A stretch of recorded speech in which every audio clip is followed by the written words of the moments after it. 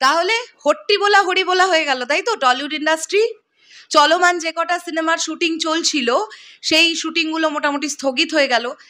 Just যদি কোনো ছবি নিয়ে কথা বলতে গেলে দুটো ছবির নাম এক্ষুনি মাথায় আসছে। দেবদার খাদান, যেটা শুটিং চলছিল, সেটা শুটিং কমপ্লিট হয়ে গেছে কিনা জানি না, তবে আমার বিশ্বাস যদি শুটিং কমপ্লিট হয়ে যেত দেবদার টিম র্যাপ আপের ছবি দেয়। তো সেটা এখনো আমাদের কাছে আসেনি, তাই আমি ধরে নিচ্ছি খাদানের শুটিংও চলছিল। আরেকটা ছবির শুটিং চলছিল, কোয়েলদির স্বার্থপর বলে একটি ছবির শুটিং শুরু হয়েছিল। সো একদম জানার মধ্যে এই দুটো ছবির শুটিং তো বন্ধ হয়ে গেল। মানে আমি বলছি না শিওর বন্ধ হয়ে গেল, তবে বিবৃতি যা যা আসছে তাতে করে দেখে তো মনে হচ্ছে যে আজকে অর্থাৎ 29শে জুলাই থেকে সমস্ত মানে পুরো টলিউড ইন্ডাস্ট্রির কাজ বন্ধ, শুটিং স্থগিত, কোনো টেকনিশিয়ানস আসবে না, কোনো ডিরেক্টরস ডিরেকশন দিতে যাবেন না, কোনো অ্যাক্টর অ্যাক্ট্রেস ফ্লোরে যাবেন না, মানে পুরো হট্টি বলা হরি বলা এই বিষয়টা। যে ছবিগুলো দুর্গাপুজোয় শুটিং অলরেডি ডান করে রেখেছে, লাইক উইন্ডোজের বহুরূপী, দেবদার টেক্কা, তারপরে হচ্ছে আমাদের আরও তো ছবি আছে, SBF এর ছবিটা তো কি হবে আর জানি না, এর কি ভবিষ্যৎ, দুর্গাপুজোতে আদতেও আর আসার কোনো পসিবিলিটিস আছে কিনা তাই নিয়ে যথেষ্ট সন্দেহ দাঁড়াচ্ছে। মিতিন মাসির কি অবস্থা আমি জানি না। তো বুঝতেই পারছি না এবছর দুর্গাপুজোয় আসলে বাঙালি আদতেও কটা ছবি দেখতে পাবে। যাই হোক, আমরা চলে আসি যে বিষয়টা নিয়ে এখন কথা বলবো। এই ব্যাপারটা গতকাল রাত্রিবেলা ঘটেছে, অনেক রাত্রিবেলা ঘটেছে বলে আমি অত রাতে আর ভিডিও নিয়ে আসিনি। আজকে এই বিষয়টা নিয়ে কথা হোক। গত 27শে জুলাই রাহুল মুখার্জির পরিচালনায় একটি বাংলা ছবির শুটিং টেকনিশিয়ান স্টুডিওতে ছিল। ফেডারেশনের আওতাভুক্ত টেকনিশিয়ানরা সেই শুটিংয়ে উপস্থিত হননি, ফলত শুটিং করাই যায় না এবং ওখানে উপস্থিত পরিচালক, অভিনয় শিল্পী সকলে চূড়ান্ত অপমানিত হন। এই মর্মে অন্যান্য অনেক পরিচালক ওখানে উপস্থিত হয়ে যে বিবৃতি দেন তার সূত্র ধরে আমরা প্রস্তাব করতে চাই যে যতক্ষণ না রাহুল মুখার্জিকে পরিচালক হিসেবে মেনে নিয়ে ফেডারেশনের কলাকুশলীরা শুটিং করতে রাজি হচ্ছেন, ততক্ষণ আমরা পরিচালকেরা 29শে জুলাই সোমবার থেকে মীমাংসা না হওয়া পর্যন্ত অসহযোগিতায় যেতে বাধ্য হচ্ছি। কারণ আমরা মনে করি ফেডারেশন একটি সমগ্র ইন্ডাস্ট্রির একচ্ছত্র নিয়ামক সংস্থা হতে পারে না।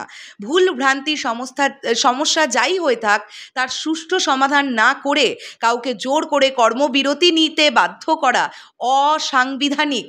বিশেষত ভুল বোঝাবুঝি বুঝে আমাদের ডিরেক্টর্স গিল্ড রাহুল মুখার্জির ওপর আরোপিত কর্মবিরতি প্রত্যাহার করে নেওয়ার পরেও যেভাবে বাকি গিল্ডের টেকনিশিয়ানরা অসহযোগিতা করতে চালিত হয়েছেন তা শুধু রাহুলের জন্য নয়, আমাদের প্রত্যেক পরিচালকের জন্য অপমানজনক এবং ক্ষতিকারক।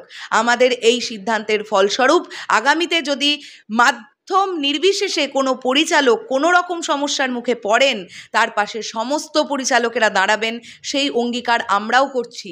এই প্রতিবেদনের সঙ্গে যারা সহমত পোষণ করেন তারা নিজের স্বাক্ষর দিয়ে যোগ করুন।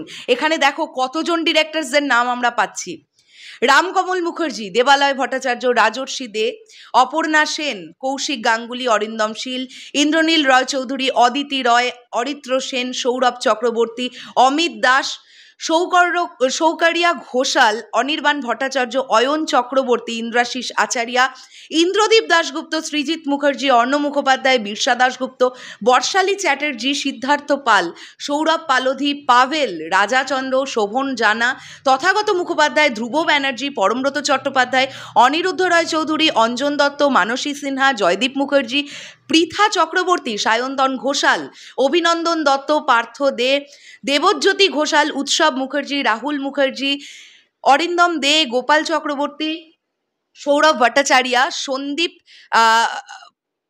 প্রতিহার, বিশ্বজিৎ মুখার্জি, অরূপ সেনগুপ্ত, অংশুমান চক্রবর্তী, গার্গী মুখোপাধ্যায়, কৃষ বোস, সন্দীপন রায়, দীপঙ্কর বোস, সুবীর কুমার মুখার্জি, অনিক দত্ত, প্রীতম সরকার, কিংসুক দে, দেবাশিস নাথ, অতনু ঘোষ, পথিকৃৎ বাসু, রঞ্জন ঘোষ, অর্জুন দত্ত, অভিজিৎ সেন, চূর্ণী গাঙ্গুলি, নির্ঝর মিত্র, শর্মিষ্ঠা মাইতি, রাজদীপ পাল, কমলেশ্বর মুখার্জি, অর্কদীপ নাথ, অন্নপূর্ণা বাসু, মিস্টার মোহাম্মদ ফলক, রাজ চক্রবর্তী, আইরিশ চন্দ্র বড়াল, মেঘনা আর পাই, সৌম্যজিৎ আদক, সুনেত্রা বসু, নির্মল চক্রবর্তী, তমাল মাইতি, সৌমাল্য ভট্টাচার্য, সুমন রায়, নেহাল দত্ত, সৌরভ ভট্টাচার্য, সন্দীপ প্রতিহার, কৃষ্ণেন্দু চ্যাটার্জি, নেল নওয়াজ, বিশ্বজিৎ মুখার্জি, ইন্দ্রনীল ব্যানার্জি, মলয় দাশগুপ্ত, রঞ্জিত রয়, শুভঙ্কর চট্টোপাধ্যায়, শৌর্যা দেব, অংশুমান চক্রবর্তী, সুবীর কুমার মুখার্জি, প্রসেনজিৎ মল্লিক, দীপঙ্কর বোস,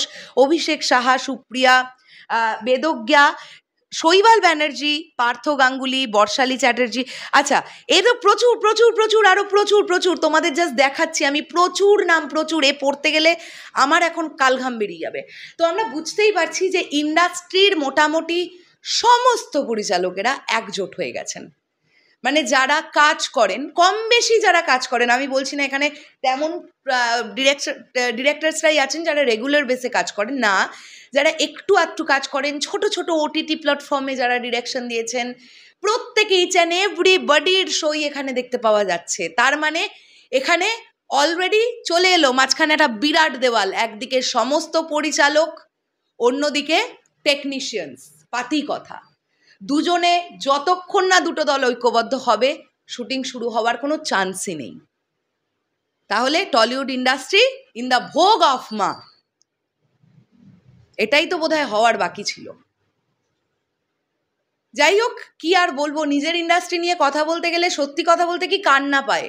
বছরে যদি 50টা ছবি আসে, তার মধ্যে হয়তো টেনে টুনে 5 থেকে 6টা যায় হচ্ছে সুপারহিট, তাও কৌশিক গাঙ্গুলি, সৃজিত মুখোপাধ্যায় এনাদের মতন পরিচালকের ছবি, দেবদার মতন সুপারস্টার যখন ছবি নিয়ে আসেন সেটা ব্লকবাস্টার হয়। এছাড়া মোটামুটি হিট, সেমি হিট তো হাতে গুনে বলে দেওয়া যাবে, হিটও হাতে গুনে বলা যাবে, বাকি হচ্ছে লিস্টের পর লিস্ট, অ্যাভারেজ, আর তারপরই হচ্ছে ফ্লপ। তো এই তো ইন্ডাস্ট্রির অবস্থা। 50টা যদি ছবি তৈরি হয় তার মধ্যে হয়তো 35খানা অ্যাভারেজ আর ফ্লপ। তো সেখানে দাঁড়িয়ে এইরকম একটা ইগোর লড়াই চলছে। ডিরেক্টরসরা বলছেন আমরা সম্মান পেলাম না, আমাদেরকে কেন অপমানিত করা হলো। টেকনিশিয়ানসরা গো ধরে বসে আছে, আমরা টেকনিশিয়ানই পাঠাবো না, আমরা গিল্ড বলছে আমরা টেকনিশিয়ান পাঠাবো না, চলো কোনো ইকুইপমেন্টস দেবো না, কিচ্ছু দেবো না। না টেকনিশিয়ানসদের দ্বারা শুধু ছবি হবে, না শুধুমাত্র ডিরেক্টরসদের দ্বারা ছবি হবে। দুটো দিক যদি এক না হয় জীবনে কোনো ছবি হবে না। এখন এটাই দেখার যে এই ঝামেলা অ্যাকচুয়ালি কবে মেটে, আবার ছবির কি অবস্থা হয়। অ্যান্ড এইবারে কিন্তু আমার মনে হয় পশ্চিমবঙ্গের মাননীয় মুখ্যমন্ত্রী মমতা বন্দ্যোপাধ্যায়ের কিন্তু এইবারে এই বিষয়টা নিয়ে একটু হস্তক্ষেপ করার সময় এসেছে। কেননা উনি তো পশ্চিমবঙ্গের মাথা, উনি তো মুখ্যমন্ত্রী। তো বিনোদন জগৎটা কিন্তু রাজ্যের একটা ইম্পর্ট্যান্ট দিকের মধ্যে পড়ে। মানুষ সারা দিন ধরে পরিশ্রম করছে, এন্টারটেনমেন্ট কিন্তু দরকার। আর বড় পর্দার ছবি যদি বন্ধ হয়ে যায় তাহলে টলিউড ইন্ডাস্ট্রি বলে আর কিচ্ছু থাকবে না। ওটিটিতে বা ছোট পর্দার জন্য কাজ তো সকলেই করতে পারবেন, নিশ্চয়ই তারাও করতে পারবেন, কিন্তু সেই কাজও কি আদতেও হবে যদি টেকনিশিয়ানসরাই গো ধরে বসে থাকে? কিভাবে হবে? সবই কি ইন্ডিপেন্ডেন্ট কাজ হবে? তাই কি আবার হয়? যাই হোক, সেটাও কতটা পসিবল আমার জানা নেই। মাননীয় মুখ্যমন্ত্রীকে অনুরোধ রাখবো, আপনি এইবারে একটু বিষয়টাকে দেখুন, আপনি চাইলে ঠিক করতে পারেন, কেননা আপনাকে কিন্তু সবাই রেসপেক্ট করে। শেষ করলাম ভিডিওটা, দেখা হচ্ছে আবার খুব শীঘ্রই। তোমাদের কি বক্তব্য এটা নিয়ে অবশ্যই কমেন্ট করে জানিও। চলে যাওয়ার আগে বলি, সরোদ মিউজিক বেঞ্চেস টিম প্রথম দিন থেকেই রাহুলদার পাশে ছিল, আজও আছে। প্রত্যেকজন পরিচালক ভুল হতে পারেন না।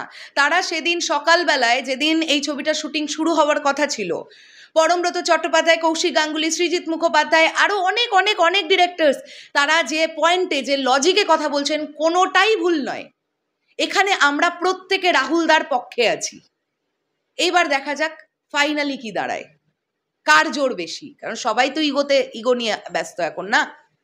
শেষ করলাম ভিডিওটা, টাটা।